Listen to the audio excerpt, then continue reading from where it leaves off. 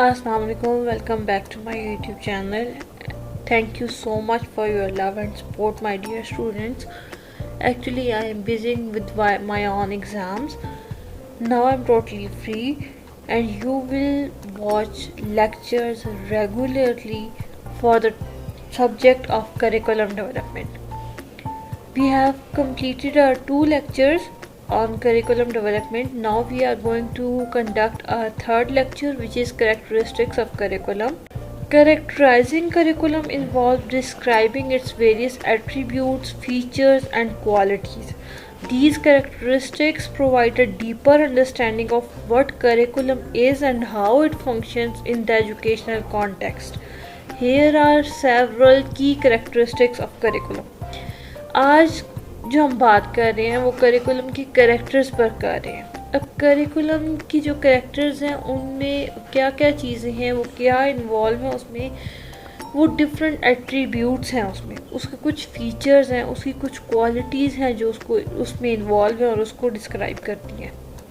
अब ये जो कैरेक्टरिस्टिक्स हैं ये एक डीपर अंडरस्टैंडिंग, यानी आपको एक जो कहते हैं ना कि इन डेप्थ अंडरस्टैंडिंग, उसके लिए आपको ये दी जाती हैं। और फिर ये बताता है कि एजुकेशनल कॉन्टेक्स्ट में करिकुलम की जो कैरेक्टर्स हैं, फंक्शंस हैं, वो कैसे काम करते हैं। सबसे पहला इसका देख लेते हैं इंटेंशनल। अब इंटेंशनल क्या है? Curriculum is a purposeful and deliberate.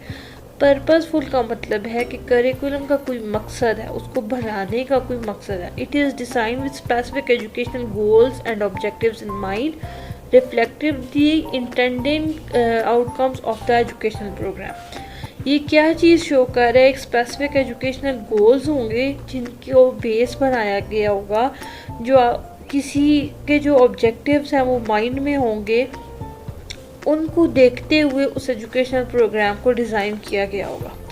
Then हम देखते हैं इसका जो सेकंड फीचर है वो है सिस्टमैटिक। अब सिस्टमैटिक का मतलब है एक सिस्टम के थ्रू, एक प्रॉपर चैनल के थ्रू काम हो रहा है। Curriculum is organize systematically with a structured plan that outlines what content will be taught, how it will be taught and how learning will be assessed. It often follows a sequence or progression.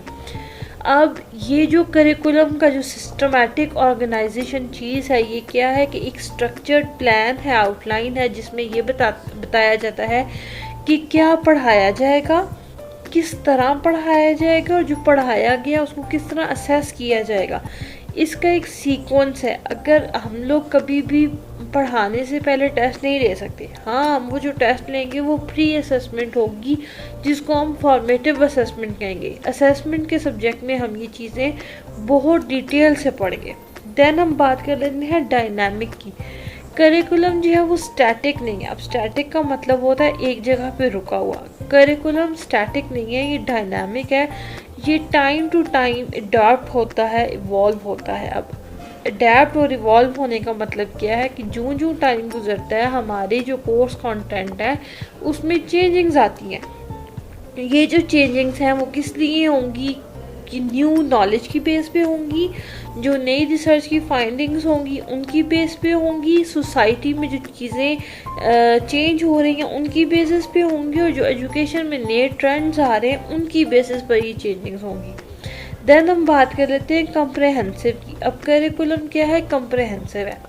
Curriculum encompasses a wide range of educational experiences, including subject matter knowledge, skills development, and learning activities. It addresses the holistic development of students. Comprehensive के sense में है कि आपकी इसमें educational experiences बहुत सारे हैं, आपका subject matter knowledge जो content है वो इसमें include है, जो skills involve हैं वो skills इसमें include हैं, जो learning की activities हैं वो इसमें include है, और उसके साथ साथ ये जो आपकी होलिस्टिक डेवलपमेंट क्या होती है? ओवरऑल डेवलपमेंट है जो स्टूडेंट्स की, उसको डील करता है। Then multi dimensional. अब मल्टी डायमेंशनल क्या है कि करिकुलम की मल्टी डायमेंशंस है। ये फॉर्मल कंटेंट में होता है कि क्या हमने पढ़ाना है, इंस्ट्रक्शनल मेथड्स, इसको कैसे पढ़ाया जाएगा, एंड द असेसमेंट स्ट्रेटजीज, और वो कौन सी स्ट्रेटजीज हैं जिससे इनको हम इवेलुएट करेंगे। देन कॉन्टेक्चुअल क्या है करिकुलम जो है ये एजुकेशनल कॉन्टेक्स्ट में यूज़ होता है, जो कि इम्प्लीमेंट की जाते हैं, जिसमें फैक्टर्स कैसे इन्वॉल्व हैं, कल्चरल नॉर्म्स हो सकते हैं, लोकल प्रायोरिटीज़ हो सकती हैं, अवेलेबल रिसोर्सेज हो सकते हैं, जो स्टूडेंट्स की नीड और पॉपुलेशन को शेप करने के लिए करिकुलम में हेल्पफुल होते हैं। Now next thing which is important is value based। अब करिकुलम में वैल्यू बेस्ड की क्या इम्पोर्टेंस है? Curriculum often reflects the values and beliefs of the society and educational institutions. It may aim to instill certain values, ethical principles or social norms in students। इसका मतलब ये है कि जो करिकुलम है वो हमारी वैल्यूज़ को जो है वो रिफ्लेक्ट करता है, दिखाता है, हमारे बिलीव्स को एक सोसाइटी के अंदर। पहले तो ये थोड़ा सा समझ लें कि वैल्यूज़ और बिलीव्स होते क्या हैं। हमारे अपने जो कल्चर, जिस जगह पर हम रह रहे हैं, उस सोसाइटी में कौन सी चीज़ें हैं जिनको इम्पोर्टेंस दी जाती है, जो ज़रूरी हैं, जो अहम है, और वो कौन से अकायद हैं जिनको इम्पोर्टेंस दी जाती है। अब बीइंग अ मुस्लिम अगर मैं बात करूं, हम लोग जब पाकिस्तान इस्लामियात पढ़ा रहे हैं तो उसमें इस्लामिक वैल्यूज़ को इम्पोर्टेंस दी जाती है। अब वो जो कोर्स है वो इस्लामियात का, वो करिकुलम का हिस्सा है। इसलिए हम अपनी जो हमारी जो बनाई जाती है नॉर्म्स हैं, ये वो जो हमारे जो बिलीव्स हैं मुस्लिम्स के, वो इम्पोर्टेंट है, इसलिए तो वो इस्लामियात में लिखे गए हैं। अब बात कर लेते हैं इंटरडिसिप्लिनरी की। कुछ जो करिकुलम होते हैं उनको इस तरह से डिज़ाइन किया जाता है कि उनमें जो नॉलेज है, जो स्किल है, डिफरेंट सब्जेक्ट के एरियाज़ में उनको कनेक्ट किया जाए। डिफरेंट फील्ड ऑफ जो स्टडीज़ हैं उनको इस तरह से कनेक्शन दिया जाए कि जो स्टूडेंट है उसकी ओवरऑल जो अंडरस्टैंडिंग है वो डेवलप हो सके। उसके बाद देख लेते हैं स्टूडेंट सेंटर। अब जो एक करिकुलम है वो तो होगा ही स्टूडेंट सेंटर।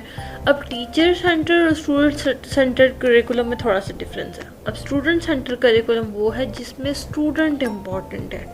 आप जिस क्लास में पढ़ा रहे हैं, ऑब्वियसली ये करिकुलम डेवलपमेंट क्या है, एक टीचर पढ़ा रहा है ना, तो जब एक टीचर क्लास में पढ़ा रहा है अपने स्टूडेंट्स को, तो वहाँ पे बैठा जो स्टूडेंट है, चाहे वो 40 स्टूडेंट्स हैं, चाहे वो 30 स्टूडेंट्स हैं, वो सब इम्पॉर्टेंट है।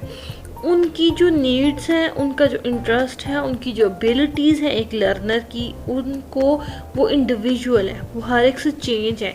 और उसके अलावा अगर हम ये देखें तो हर एक की जो लर्निंग एक्सपीरियंसेस हैं, जो पर्सनलाइजेशंस हैं, वो चेंज हैं एक स्टूडेंट से दूसरे स्टूडेंट से। उसके बाद स्टैंडर्डाइज्ड। अब स्टैंडर्डाइज्ड क्या है? एक करिकुलम का कुछ स्टैंडर्ड होगा ना।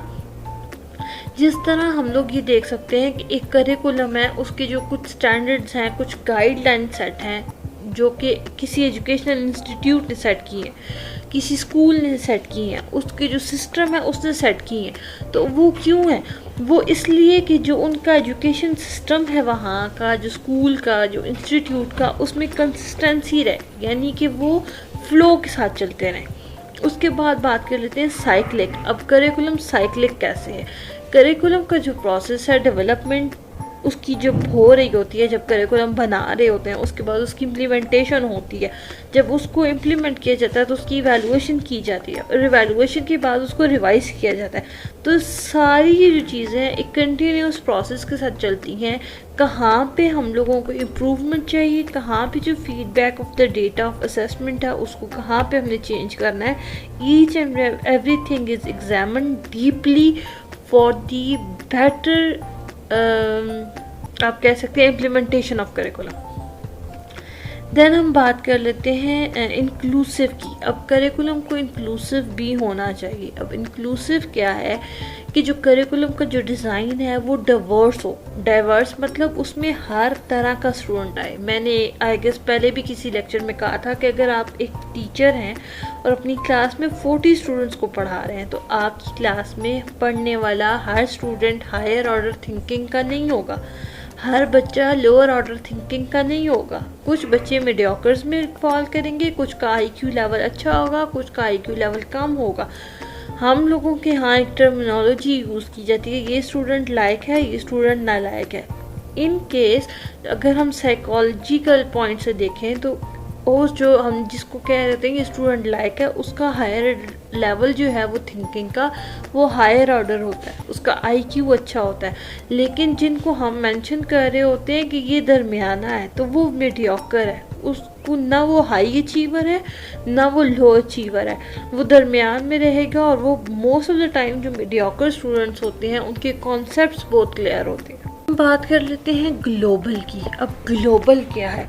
जिस तरह हम कहते हैं ग्लोबलाइज्ड वर्ल्ड, ठीक है, ये दुनिया ग्लोबलाइज्ड वर्ल्ड है, तो उसमें ये देख सकते हैं कि जो करिकुलम की इनकॉर्पोरेशन है वो दुनिया के हिसाब से कितना जो है वो उसमें इनकॉर्पोरेट हो रहा है, उस पर जो क्रॉस कल्चर की अंडरस्टैंडिंग है वो कितनी है, और उसका एम्फेसिस कितना है कि वो स्टूडेंट्स को ग्लोबल सोसाइटी के लिए किस हद तक प्रिपेयर कर रहा है। अब इसकी एग्जांपल मैं ये दे सकती हूँ कि हमारे पाकिस्तान का एजुकेशन सिस्टम बहुत चेंज है as compare to other countries. मैं एग्जांपल के तौर पर यहाँ पे देख सकती हूँ हमारा पाकिस्तान का एजुकेशन सिस्टम और यूएसए का या यूके का। अब हम लोग जब सोशल स्टडीज़ का सब्जेक्ट पढ़ाते हैं तो उसमें हम लोग ये चीज़ स्टूडेंट्स को मेंशन करते हैं कि पाकिस्तान की जो सरहदें हैं वो कौन किन मुल्कों से मिल रही हैं, या हम लोग कौन कौन सी चीज़ें दूसरे ममालिक से लेते हैं। जिस तरह हम इंपोर्ट एंड एक्सपोर्ट पढ़ाते हैं स्टूडेंट को सोशल स्टडीज़ में, तो ये चीज़ वहाँ पे मेंशन करते हैं हम लोग कि पाकिस्तान कौन सी चीज़ इंपोर्ट करता है और कौन सी चीज़ एक्सपोर्ट करता है। वो किस लिए है कि स्टूडेंट को क्रॉस कल्चर या ग्लोबली उसको प्रिपेयर किया जाता है, उसके माइंड को। क्यों कि जिस वक्त आप हाई अपने लेवल या लाइफ में जाते हैं तो आपको पता हो कि हाँ जी हमारे पास ये जो चीज़ें हैं ये हमारे पास अपनी है, और ये जो चीज़ें हैं ये हम लोग दूसरे ममालिक से मंगवा रहे हैं, ठीक है। अब बात कर लेते हैं टेक्नोलॉजी इन्हांस्ड। अब टेक्नोलॉजी इन्हांस्ड क्यों इम्पोर्टेंट है? जब हम लोग मॉडर्न करिकुलम को इनकॉर्पोरेट करते हैं टेक्नोलॉजी को एज अ टूल लेकर, ठीक है, टीचिंग और लर्निंग में, तो उसका एम्फेसिस क्या होता है? डिजिटल लिटरेसी और इंटीग्रेशन ऑफ टेक्नोलॉजी रिसोर्सेज। अब इस सब का मकसद क्या है? आज हम लोग देख सकते हैं लास्ट ईयर टेक्नोलॉजी की फील्ड में आर्टिफिशियल इंटेलिजेंस आई। अब आर्टिफिशियल इंटेलिजेंस को हम एजुकेशन में कैसे कर सकते हैं कि most important thing which is now doing is ChatGPT। अगर हम कोई चीज़ यूज़ करें AI के मुख्तलिफ टूल्स हैं, हम जनरेटेड वॉइसेस ले रहे हैं, हम जनरेटेड लेक्चर्स ले रहे हैं, हम जनरेटेड वीडियोस देख रहे हैं, उस सब के टाइम पे वो जो स्क्रिप्ट्स रेडी हो रहे हैं it is due to technology. अब वो टेक्नोलॉजी जब फ्यूचर में कुछ चीज़ें और आएंगी, this thing will be in history, ये हिस्ट्री में काउंट हो जाएंगी, ठीक है। देन हम बात कर लेते हैं असेसमेंट ड्राइवन की। अब असेसमेंट ड्राइवन का क्या मतलब है? असेसमेंट ड्राइवन में ये है कि वो चीज़ें जिनको हम लोग देखते हैं, how learning will be assessed and assessment methods are align with the curriculum goals and objectives.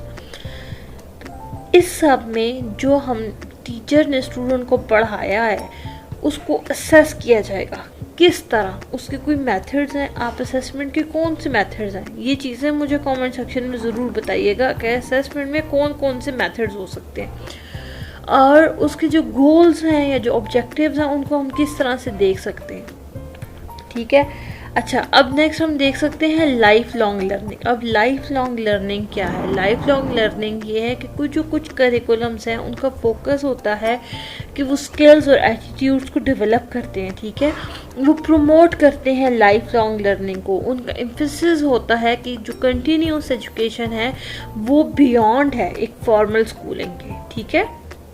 Then हम बात कर लेते हैं रिस्पॉन्सिव। अब करिकुलम रिस्पॉन्सिव कैसे हो सकता है?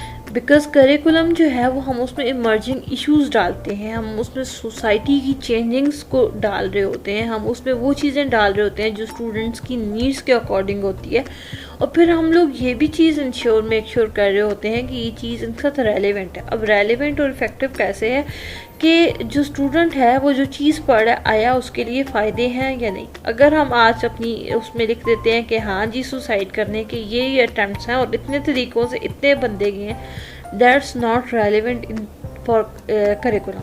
हाँ, हम ये चीज़ डाल सकते हैं कि जिस तरह एक एग्ज़ाम्पल दी जाती है और वो ये है कि आई गेस आइंस्टाइन, नहीं, हाँ आइंस्टाइन ही था, मुझे एग्जैक्ट नाम याद नहीं है उस साइंटिस्ट का, जिसने कहा था कि मेरे पास इतने मेथड हैं जिनसे मैं ये कह सकता हूँ कि ये काम ऐसे नहीं होता, ऐसे होता है। सेम इट इज़ कि आप स्टूडेंट्स को वो लर्निंग टेक्निक्स बताएं और एज अ टीचर आप खुद उस चीज़ को मेक श्योर करें कि एक स्टूडेंट की मैंने असेसमेंट आज इस मेथड से की है तो उसका इतना अच्छा रिजल्ट नहीं आया, अगर मैं उस तरीके से इसकी ये चेंजिंग्स कर लूँ, ये इस तरह से उसकी असेसमेंट करूँ, तो स्टूडेंट ज़्यादा अच्छा रिस्पॉन्स देंगे।